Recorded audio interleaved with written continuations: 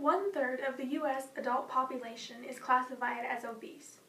As if to counteract this, the Boston Medical Center reports that 45 million Americans go on a diet every year.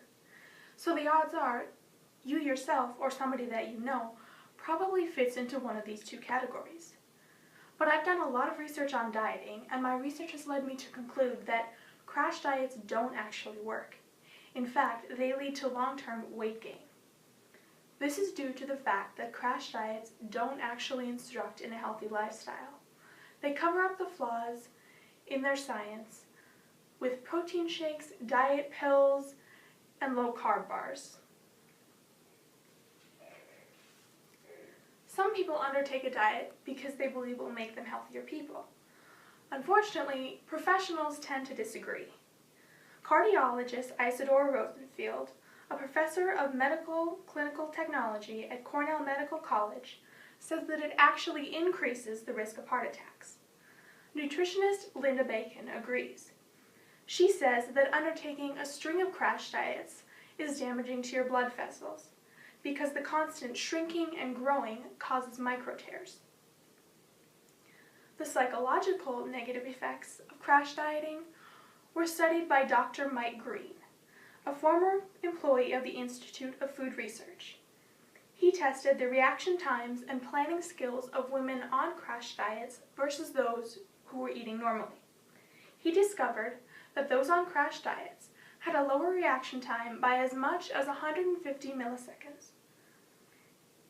He attributed this to something like the RAM memory on a computer, saying that the human mind has only so much space. So those on crash diets were often preoccupied by thoughts of food or calorie counting or body image, and they were actually impairing their own cognitive functions because they were too focused on food. In reality, you're sacrificing your physical and psychological health for nothing by undertaking a crash diet, because the science behind a crash diet is flawed, and it interferes with your body's natural biological reactions to food. The science behind the amazing results crash diets are famous for is actually a sudden, extreme decrease in your calorie intake. Though this is successful for weight loss temporarily, your body treats it as starvation, which means it slows your metabolism. Doing so actually makes it a lot harder for you to lose weight as soon as you begin eating normally again, because you burn off calories more slowly than before you started the diet. This also causes increased hunger and cravings. And undertaking a string of crash diets often causes people to lose their ability to judge if they're hungry, which leads to boredom or stress eating, and of course that causes weight gain as well.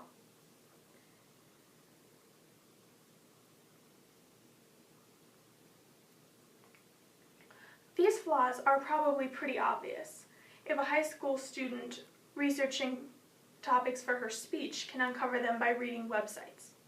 So why is it that the diet and weight loss industry hasn't addressed these concerns? It's because that industry, like any other business, exists to sell itself. That industry is valued at $40 billion.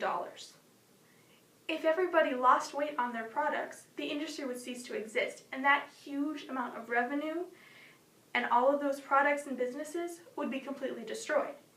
So there's no motivation for actually designing a successful product. As appalling as the concept is to those of us that live in a society of instant gratification, the secret to long-term weight loss may still be the old-fashioned healthy diet and exercise.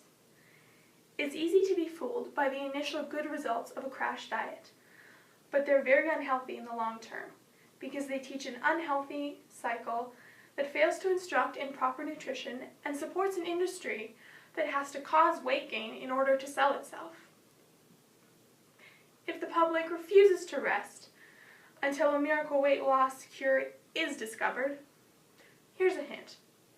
Try putting down your magical protein shake and your carbohydrate-free and sugar-free brownie and going outside for a walk.